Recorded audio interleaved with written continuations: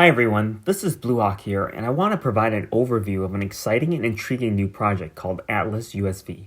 This project uses an innovative method to attract liquidity that has benefits for token holders and token swappers. Before we start, the standard disclaimer. This is not financial advice.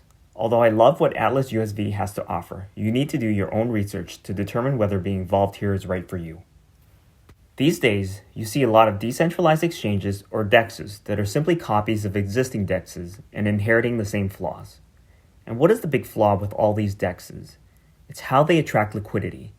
They do so by providing high rewards early on for liquidity providers.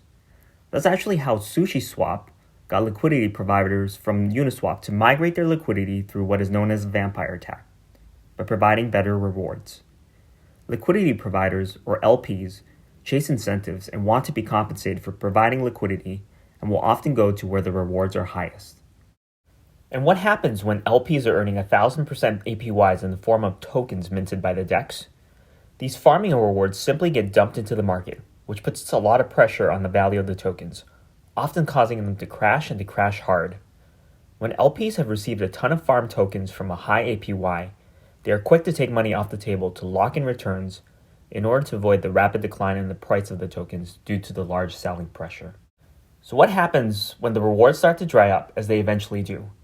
All it takes is some new project to come along and promise high teaser APYs, and all that liquidity will leave the old protocols for the new ones, just like how liquidity migrated from Uniswap to SushiSwap. The only thing those high APYs did was rent the liquidity, as it was never permanent. This is the problem with DEX 1.0. The current major players do not own their own liquidity. They rent it, meaning other users provide liquidity to the protocol in return for newly minted tokens from the DEX. The only way to achieve deeper liquidity is to increase the reward rate to attract more liquidity. This is not a sustainable formula for success. So this is where Atlas USV comes in and tries to address a real problem by taking a different approach in a way that will add value to LPs, token swappers, and the protocol itself. It does this through using behavioral economics and financial principles to attract permanent liquidity. This is DEX 2.0. So what does permanent liquidity do? It can help solve the problem of transitory liquidity, the type of liquidity that jumps from DEX to DEX depending on which one is providing higher rewards. LPs benefit by having their incentives aligned with the protocol, so they will not only want to accrue a protocol's tokens, but will also want to hold on to them. Token swappers benefit from deeper liquidity pools, which means better prices when swapping tokens. So how does Atlas USV attract permanent liquidity? It does this through a process known as bartering, where users can purchase USV tokens at a discount that vests over a short period of time, in exchange for transferring other tokens to the protocol's treasury. In case you're wondering, USV stands for Universal Store Value. Bartering increases the treasury value and raises the book value of each USV. In addition, bartering allows the Atlas protocol to own most of its own liquidity. Once an asset is accumulated inside the USV treasury, it serves as collateral that backs the value of USV.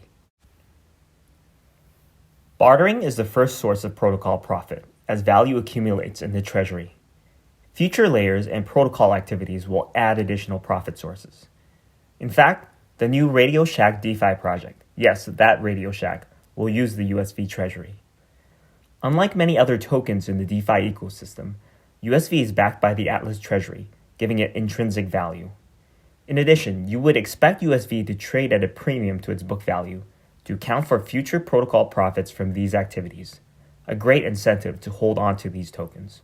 If that wasn't incentive enough, Atlas also offers rewards for staking their USV tokens. Staking is a win-win strategy for the protocol and its users. When users stake USV tokens in the Atlas protocol, the tokens are locked, which removes excess USV from the market, making them more scarce, which supports the price of USV.